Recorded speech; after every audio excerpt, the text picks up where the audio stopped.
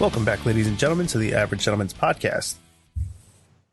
We're back with a Christmas Eve episode. Yes, and a whole new setup.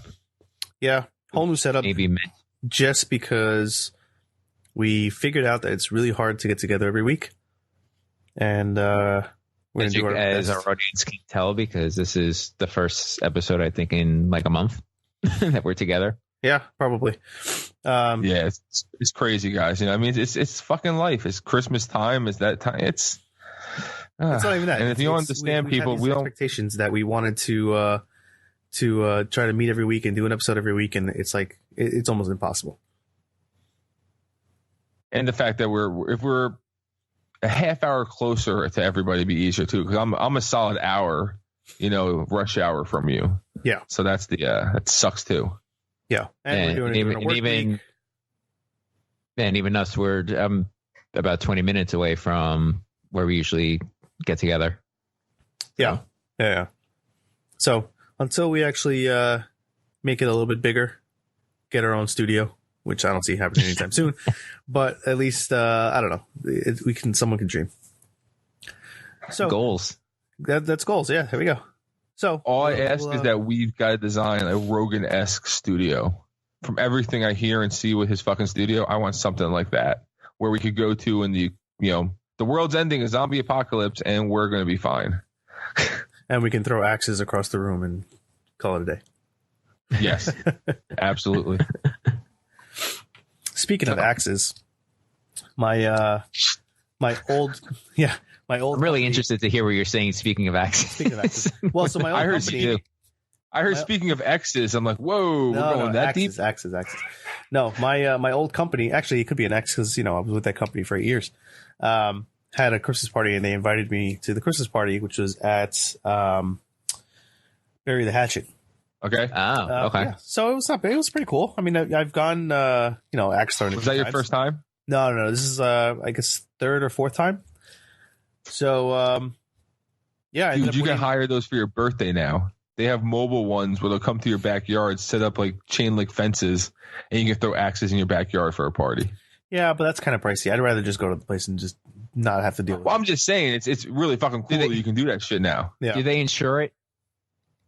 On your house? On your property? I asked that question. If I throw an axe and it hits someone, is my homeowner's insurance going to get smacked? Probably. Well, it's probably in that like Uber Lyft phase right now. When insurance companies didn't know what they were doing with it, and they were kind of saying, if you do it, we're gonna discontinue your service. Like that happened to me. This is like that. The same thing. This is like that traveling bouncy house balloon thing that they do for kids, except now it's for adults. Yeah, with axes. Yeah. Yeah, I take the axes though over those bouncy houses because those are just fucking like. Or you could take axes and throw them at bouncy houses. That'd be cool, but I'm just saying, like, I can't imagine what's on that fucking floor, man. Like, I see what my son comes home with, rolling around in that shit that the fucking kids were on. Oh yeah, I'm good. Kids are sick and whatever. Yeah. Anyways, that's what I'm saying. Germs and shit and puke and. Who the fuck knows else? Yeah. I was going to say semen, but if there's semen on there, there's bigger problem because then we're talking about child molesters in there, and I don't want to go down that road. You just took it to a completely different level. Was I the only one that made that left turn back there? Well, I was going to say, when the kids weren't looking, parents were, having a good time on the bouncy houses. I took it a different level. I took it at a more cleaner level. Well, cleaner than you, at least. Eddie Murphy is, did his little comeback thing on SNL this week. And a lot of his... Did you hear the shot he took at fucking Cosby? Yeah, that was funny. Was it you who sent it? I couldn't send it. Yeah, but at the same time, Bill Cosby's agent, I guess, made some kind of like racist comment like saying that how Eddie Murphy has gone back into slavery and working for the white man and doing all. I was like, what the hell? Yeah, he made some nasty ass. Wow. But listen, Bill Cosby should try keeping his name out of anything controversial right now. Yeah. I wanted to play the clip, but I have to find it of what he said because that shit was fucking hilarious. Oh yeah, it was amazing. The whole the whole stay at home dad all on stage together. Comment. The what? When all five of them were on stage, it was fucking awesome. Chappelle and Rock and Murphy. Who am I missing? Kenan Thompson and Tracy Morgan. Tracy Morgan.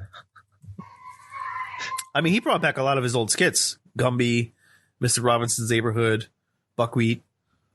I mean, those are all like classics. I was like, classic. Yeah. That baking, I don't know. I kind of like the baking skits. I thought that was pretty funny with him too. Oh yeah, I think he cursed too by accident. He did, and you saw him like cover his mouth up, like. Yeah. Did he bring back Rocky? No, he did not. That's one of my favorite segments from Eddie Murphy Raw. But seriously, how would you make him Coming to America too? Right? It's going to be cleaner, obviously. Well, it depends because you know what? There's some humor now that can get away with it. But there's other people that they can't. That whole the Soul Glow fucking shit from the first one. It's how do you do something in the first Coming to America? Soul Glow, the hairspray that all the people had that was just leaving oil marks on couches, like. Yeah, it's racist as fuck. All right, ready? I got the clip. I got the clip of the Eddie Murphy thing, the Bill Cosby thing. All right, play it. Tell me if you can hear. All right. You told me 30 years ago that I would be this boring, stay-at-home, house dad, and Bill Cosby would be in jail. Even I would have took that bit. America's dad now. That last cut is a savage statement to say, man. Like, that's like saying, like, yeah, it's fucking awesome. Good for you, man. I was when he said that. But come on, how can you not go there though? Oh, I know. I mean, come on, that's like a take against. Remember when what's his name? Bill Cosby got mad at Eddie Murphy back in the day. It's just served up on a silver platter for him. Oh yeah. It was great. Maybe he came back just to make that joke on Cosby. Like, okay, I'll make up with SNL after 30 years or however fucking long it was, if I can make fun of Bill Cosby. Yeah. What if that was the linchpin? I mean, just making him relevant again, right? So, he's probably running out of money. He's got 10 kids, and he's like, "Fuck, I need to make." Oh my god, I forgot about that. 10 kids. Yeah. Holy shit. Yeah. Dude, he's almost got a fucking starting line for a football team. Yeah. If he's the quarterback, he's got the rest of the team. He just had his 10th kid last year, he said. That's crazy. Yeah. Oh, and the comment they made. I struggle with two. I struggle with one. But that comment at the end, when I forget what Chappelle said it, this is half a Netflix budget standing right here on the stage. Oh, yeah. I fucking lost my shit at that comment. I'm like, that is true and fucking hilarious. Yeah, it's really funny. All right, moving on. So, what are you guys doing for Christmas? What are you expecting to get for Christmas? Aggravated. What'd you say? Aggravated. That's just life, guys. Aggravated because you didn't get what you wanted? No. Just a general statement. Yeah. Hold on 1 second, guys. All right. Yeah, I think I'm going to take it easy. I mean, I'm not feeling that great, anyways. I've been fighting a little sick. I've been fighting some kind of. I'll be right back, guys. My son just came down, so keep talking, and I'll be back in a second. Fatherhood. But yeah, I mean, for me, it's I've been fighting something for the last couple of days. Me too. Yeah, so I want to just take it easy, relax, not really do too much. Probably even see my parents, my sister or her boyfriend, and just kind of hang out with the kids. So I heard you guys chatting it up that I won fantasy. I am so bitter. I do have to say though, aside from me and aside from my wife, if someone was going to win, I was hoping for you because at least I can say I was part of it. That's true. That is true. That is true. Because you guys, I wasn't there. I was traveling for work, and you guys had the draft, and I had to just roll with the punches. Yeah. So for those listening, we mentioned it a couple of times so far. Ramsey's team was drafted by myself and actually our old podcasters, Joe and Ralph. Yeah. And like I said, I wasn't around. I had to travel for work. And the date that I had to travel, they said that they were going to do the draft for me. So I said, all right, fine, just go for it. And I ended up winning. Son of a bitch, you ended up winning. All right, I'm back, and you better figure out a way to pay back your friends, my friend. Well, listen, if we were doing cash, I would definitely have taken them all out to dinner. But since it's a trophy, you should get a couple ribbons. Go to the store and get a couple ribbons and say, we need to share possession of that trophy, bro. I was saying we should share the trophy time. Oh yeah, listen, I'm fine with that. I'll take it for a little bit because I'm the champ, and then whoever wants it next can take it. Mm-hmm. At the end of the day, you did have to pick your lineups. You did have to, make your trades, even though you didn't know what a waiver wire was until halfway through the year. Yes. Okay, so here's the question: how much management of the team was there? Like, do you have like a move cap or anything with managing your team? How many moves did you make? Because the team you finished with, was it every guy you had except for the one or two you had dropped for bye weeks, or did you add drop and mid-level players you drop to grab someone else type of shit? We don't have any limit on our adds and drops and all that. So he could have done as much as he wanted to. I don't know how much. I didn't do that much. He actually made. Yeah. I didn't do that much. I did a few, and that was earlier in the season. I didn't do anything towards the end. Oh, so it's even more of a credit. All the guys that I had, that's what I was saying, did really good. So I, for the most part, stuck with them. Well, you should be definitely thanking your friends because. Oh yeah, listen, I'm not complaining. I am. I'm just saying. I they hooked it up. I wasn't around, and like the guys that I had, there were a few people that sucked, and I sucked some weeks and some that didn't, and I only lost 5 games, I think, right? Yeah, I only won, I think, 3. Yeah, I lost 5. So, but whatever. That just shows you that just shows you so much about fantasy. That the fact that you can, have your team drafted for you. So basically, it was random buys by computer for the most part, right? If 3 people were picking best available for the most part, and you won. So it just shows you it doesn't make a fucking lick of difference where you're drafting in the order, man. It's just fucking, yeah, you're gonna have better drafters, but a lot of it's luck, man. Yeah, let me take a moment to extend condolences to anyone who missed the playoffs because of Saquon Barkley. Oh yeah, what was your beef for them? I will never draft a Giant again in fantasy. The last 4 weeks that I had him, he had 8, 14, and 9. 2 playoff weeks, 30 and 43. Listen, in the text message, all I was saying was like, he's a fucking person, man. Like, that's I won't repeat here what I said in text on what should happen to him. It was my own fault as a Cowboy fan for drafting a Giant. You know what? I've had Cowboys on my team. I try to avoid it as well. But you got the players there. I've had Romo before. That want to be fucking starting Romo? No, but he was the quarterback that was there, and I was gonna get fucking the hefty lefty, whatever the fuck his name was back in the day on the Giants. Oh my god, what the fuck was his name? Whatever, I can't remember his name. But so I had to grab him, and it hurts. But you can't just discount old Giants for that reason, my friend. Oh, I think I'm going to have to going forward. I learned my lesson. Cowboys fans. Hey, whatever.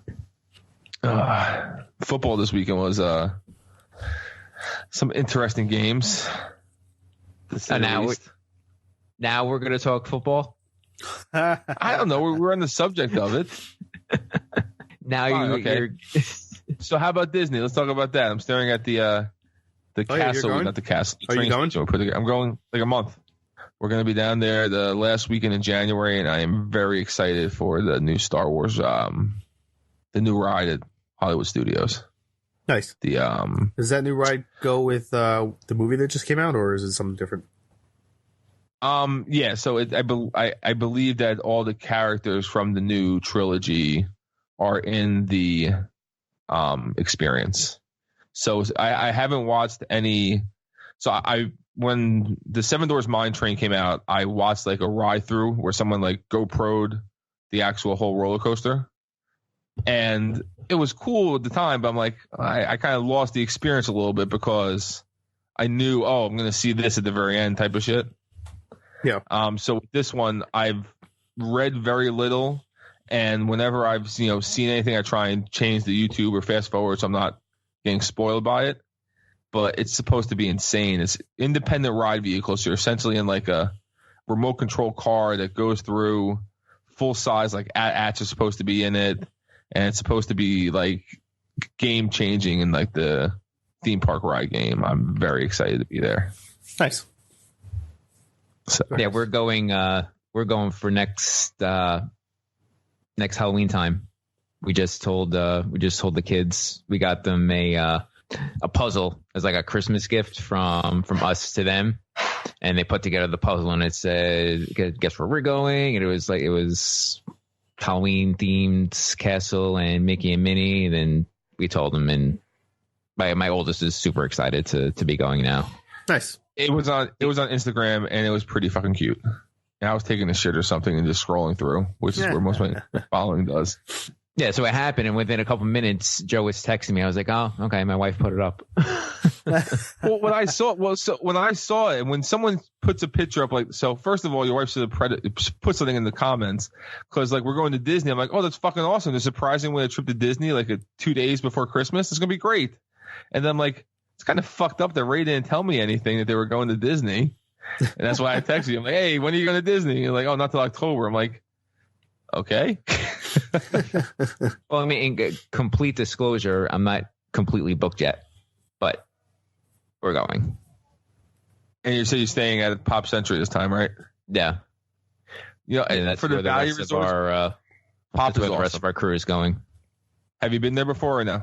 No, I haven't been there before. I've been to Caribbean Beach and to the what was the other All-Star ones? I think it was All-Star Movies that we went to last time. So it's going to be close. So it's going to be closer to the All-Star Movies than it would be to Caribbean Beach, because Caribbean Beach is considered a moderate, whereas the All-Stars and Pop is a value.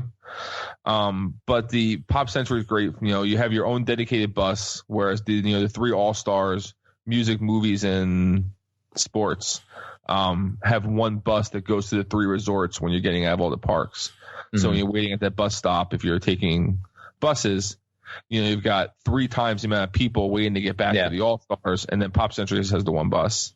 The lobby's great. The pool is fun. They have a tie-dye cheesecake, which is fucking delicious.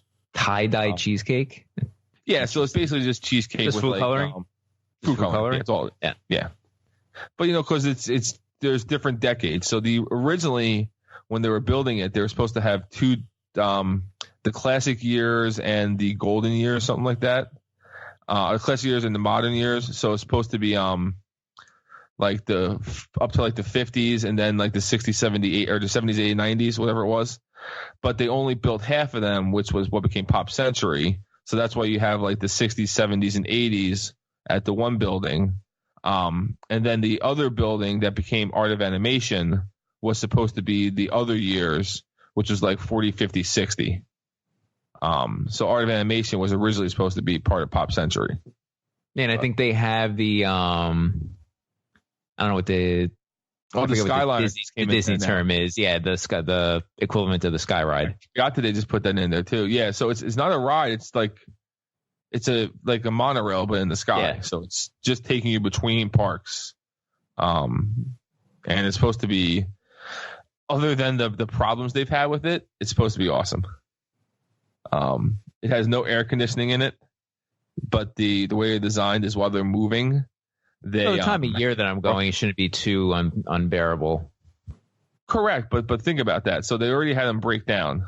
They had people stuck up there for like 6 hours, where they have underneath the seats, they have emergency packs that they had to use ice bags, like ice packs to keep themselves cool, water, and people had to take like shits in bags because they're up there so long. Interesting. So like that's the risk you take. I mean, what the fuck? Seriously? I mean, yeah. You didn't hear about this shit? It was like a month after it opened.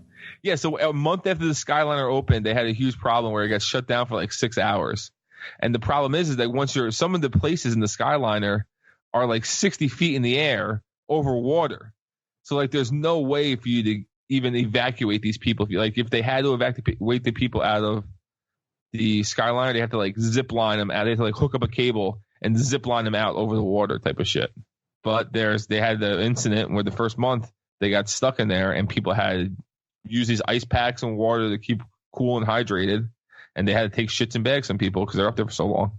It's fucking crazy. 3,000 people? Oh, no, 300 gondolas. You can handle about 3,000 people. That's a lot. Jesus fucking Christ. Oh, it's massive, the system. It goes from... How are the cars, though? Is it like just like a bench, or is it like a quad? It's like a fucking ski lift. Yeah, it's like a ski lift that has closing doors. Then how are you taking a shit in a bag in that? How do you maneuver to even do that? You shit with other people watching. Each car. No, I'm saying, is it like an actual ski lift where you're just sitting in a seat and it brings you, or is there like can you stand up and like move around? You can stand up and move around in it. Like you roll a carriage into it. Think of like the monorail, but just having little rooms in the monorail. Like the one side, it's probably about the size of like the seat, one side of seats. And then the middle standing part of the monorail is probably the space you're going to have, roughly. Oh, it's pretty big. I'm looking at pictures of it. Yeah, no, it's a decent size. That's I think each one they say holds like 8 people, 8 to 10. But yeah, so it's crazy. But like, would you be able to take a shit in front of complete strangers? Me, absolutely. Yeah, I shouldn't be actually. You have no shame. Yeah. Only if mine was. I'll go outside and take a shit in the street right now if you want. Only if mine is gonna be explosive. Like if it was really that bad, it's the only way I could do it. Yeah, it doesn't bother me. Everybody poops. There's books that we give our children about that, guys. Come on. Yeah, but there's some stuff that should be kept private. It's there. You know it happens, but doesn't need to be portrayed to the larger audience. But why you're never going to see these people again? You're going to get real close to those people. Story to lives. You're going to get real close to those people, though. Yeah, but you're never going to see them again. Who gives a fuck? They're going to be your new best friends. What are you talking about? How do you know? You never know. Shit. That's what they're going to say. What if 10 years later you're going for a job interview and the guy you're interviewing with was the guy sitting next to you when you dropped your pants and took a dump in the Sky Ride? I'm pretty sure he's going to hire you because you both were part of a fucking stressful situation and yours was 10 times worse because you got sick. It's not like you said, hey, how you doing? I want to just shit here with everybody. It was like, well, if I don't shit myself, I'm going to die. Like, everyone understands. You're not going to die.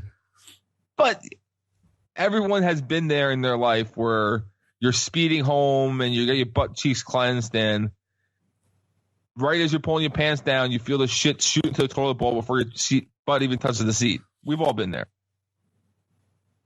So the fact that you're going to get the job. Actually, I would want to have that happen to me then because you're guaranteed to get that job. So, Joe, what do you got planned for this week? You working? Hanging with the family? I am working. I'm working this week. We're doing tonight for Christmas Eve. We're going over to my brother's house, and we're gonna have our Feast of the Seven Fishes for us Italians. which is we make 7 different types of fish and we eat them all. And then tomorrow we usually just hang home, but my wife's family doesn't have any other time this season to really get together. We usually do like a Thanksgiving, whatever you want to call it, Thanksgiving Christmas mix. And we're going up to High Point, New Jersey on tomorrow, which kind of sucks. Because it's it's not that far from you where you are, but where I am, it's pretty fucking far. But it's going to be fun. I'm excited to, have my son see all the presents from Santa tomorrow. Mm-hmm. When Santa comes tonight and delivers all the gifts. Yeah. I just showed my kids the video of Santa flying across the world to deliver the presents. Oh, nice. Tracking them. Yeah. Very cool. They're excited.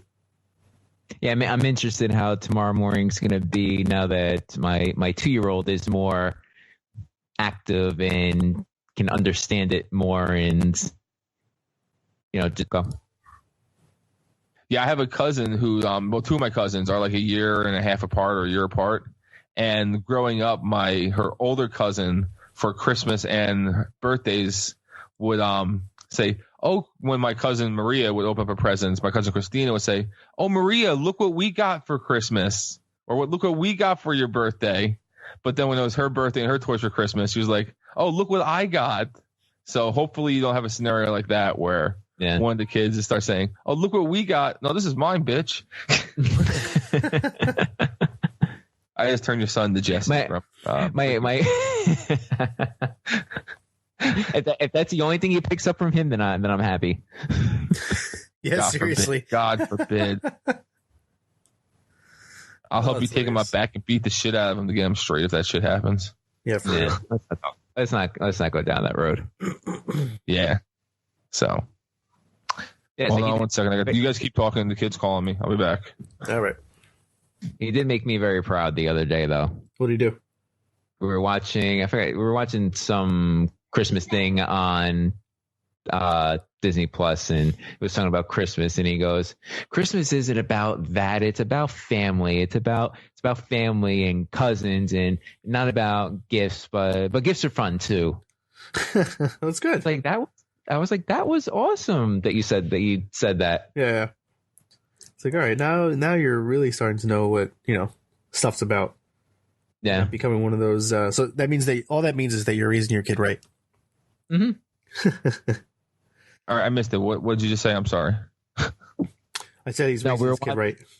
Yeah, we were watching something. I forgot what it was on Disney Plus. It was some Mickey Christmas thing, and they were talking about like the meaning of Christmas. And I forgot what they said, but he's like, "That's not what Christmas is about. Christmas is about family. Christmas is about family and about cousins, and you get presents too, but and that's fun. But it's about family." And I was like, "That was awesome that you just said that."